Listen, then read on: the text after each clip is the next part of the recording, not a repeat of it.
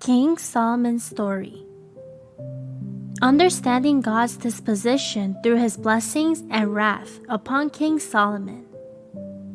In the biblical record of King Solomon, he had received great blessings from God, becoming the wisest king in all of history.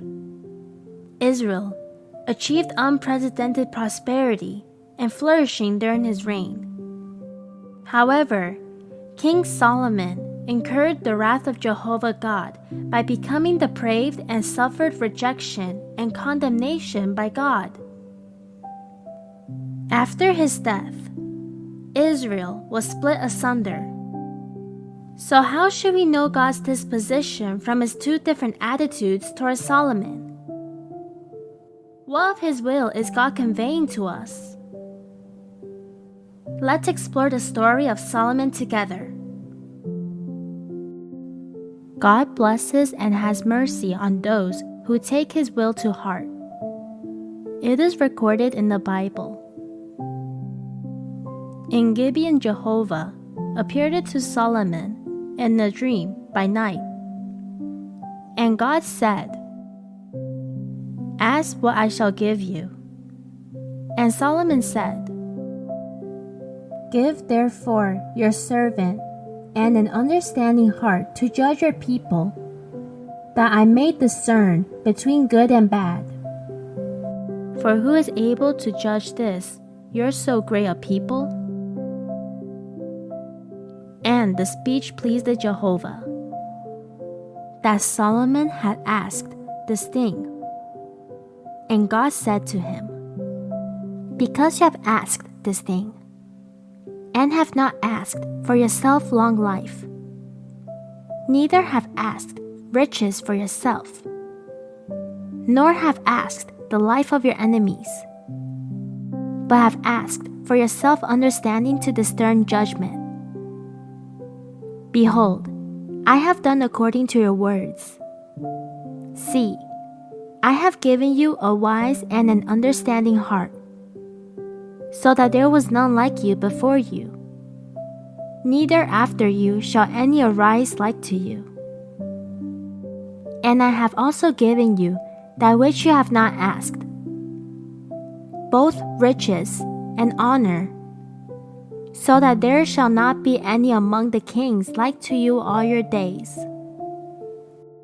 We can see from Jehovah God's promise to Solomon that he particularly graced and blessed those who took his will to heart. Solomon did not ask that God bestow material wealth or a long life upon him, but instead asked that God grant him wisdom so that he could better rule over the people and lead them to worship God. There was no selfishness in Solomon's entreaty or any adulteration of his personal interest. It was just to be considerate of God, to meet his will, and to rule the Israelites well. This brought joy to God. And in the 4th year of Solomon's rule, he began erecting the temple for Jehovah, which took a total of 7.5 years to complete. Solomon's actions were in line with God's will. Thus, God greatly blessed him. He not only bestowed on him the greatest wisdom a king had ever possessed, but also innumerable riches, unmatched by any other king on earth during his lifetime. God rejects and curses those who offend his disposition. But Solomon, so blessed by Jehovah God, later became depraved and did many things seen as evil in Jehovah God's eyes. In the 10 Commandments issued by Jehovah God, he said, "You shall have none other gods before me. You shall not bow down yourself to them, nor serve them. For I, Jehovah your God, am a jealous God."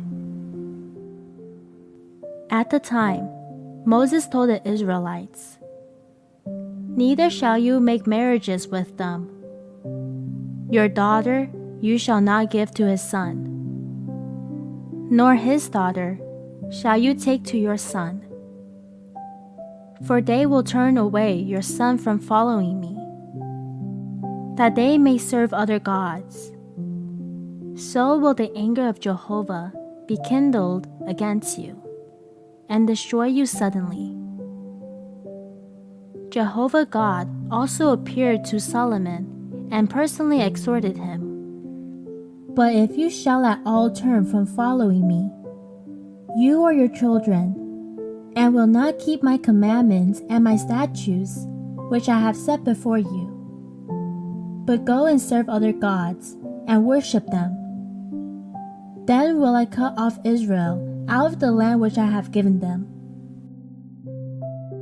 God forbade the Israelites from marrying Gentiles, and even more, strictly forbade them from serving or bowing down before other gods.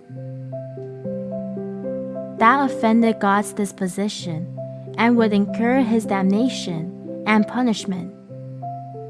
However, Solomon did not know God's disposition and did not have a heart of reverence for God.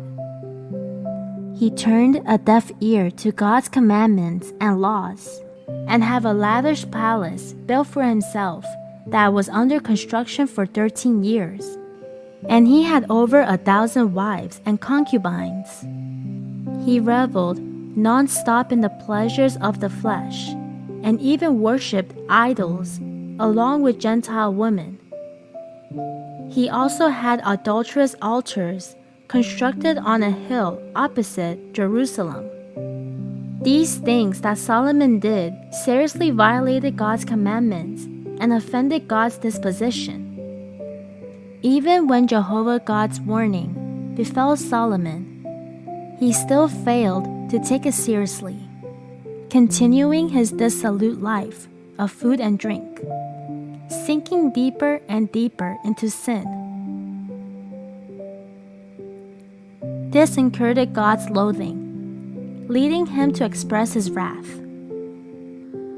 For as much as this is done of you, and you have not kept my covenant and my statutes, which I have commanded you, I will surely rend the kingdom from you and give it to your servant. God's disposition not only contains mercy and love, but particularly majesty and wrath. Which aspects of God's disposition can we know from Jehovah God blessing Solomon, and then expressing his wrath? It says in God's word, in reality, God's thoughts are in a state of constant transformation according to changes in things and in environments. While these thoughts are transforming, different aspects of God's substance are revealed. At the same time, God uses his own true revelations to prove to mankind the truth of the existence of his wrath, his mercy, his loving kindness, and his tolerance. His substance will be revealed at any time and any place in accordance with how things develop. He possesses a lion's wrath and a mother's mercy and tolerance. His righteous disposition allows no questioning, violation, change, or distortion by any person. The mercy and tolerance of God do indeed exist, but God's holiness and righteousness, when he unleashes his wrath, also show man the side of God that brooks no offense. When man is fully capable of obeying the commands of God and acts in accordance with God's requirements, God is abundant in his mercy toward men. When man has been filled with corruption, hatred, and enmity for him, God is profoundly angry. We can see from these words that God not only possesses mercy and love, but also majesty and wrath. He can bestow blessings upon people, and he can also express his wrath. This is determined by his righteous disposition. In addition, God's attitude toward people is not immutable. He may change his attitude based on someone's seeking, as well as their attitude toward the truth, the commission he has given them, and his requirements. When someone holds reverence for God in their heart, they are willing to take his will to heart. They seek to love and satisfy God. They focus on following God's commandments, and they do their utmost to act according to God's requirements. He approves of and blesses their deed. He is full of mercy and love for them. But when someone violates his commandments, insisting on doing things they well know offend God's disposition, or even openly oppose and resist God, God rejects and condemns them, or even curses and punishes them. It is at times like these that God is full of majesty and wrath toward people. Just like the time Solomon's reign had just begun, he took God's will to heart, wanting to rule God's people well and lead them to worship God, which is why he asked God for wisdom, wanting to use the wisdom bestowed upon him to do things that would satisfy God and accomplish God's commission. God treasured Solomon's seeking and his consideration of God, so greatly blessed him. When Solomon violated God's commandments, lusting after beauty, living within the pleasures of the flesh, and even rejecting Jehovah God, worshiping the idols of the Gentiles and doing things to infuriate God, God expressed his wrath to Solomon.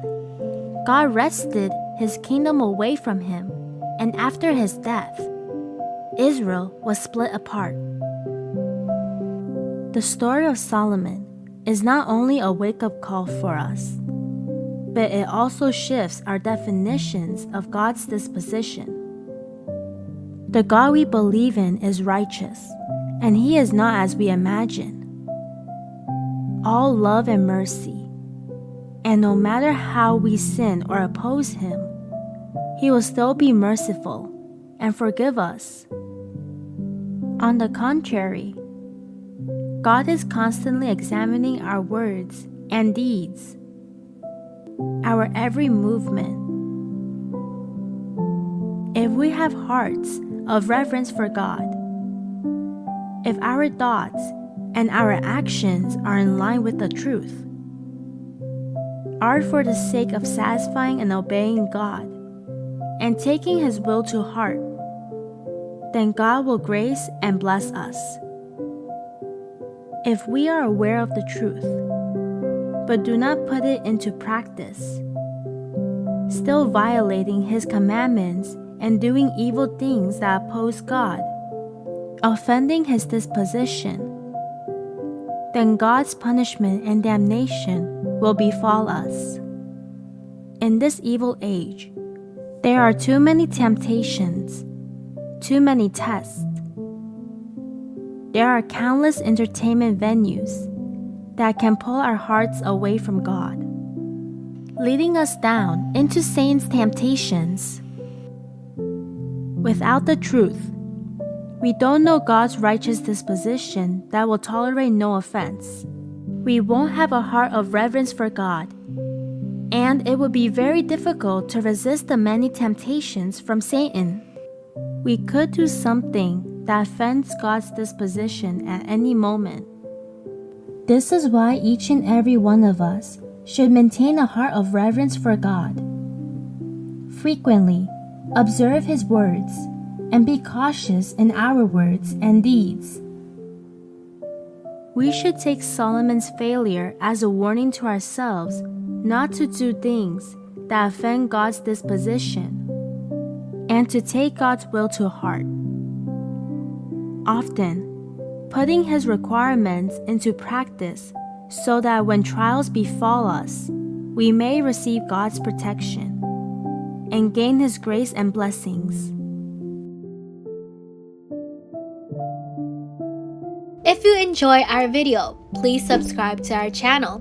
We will be posting songs, dances, stories between me and God every Tuesday and Friday. Hope you enjoy. May God bless you all.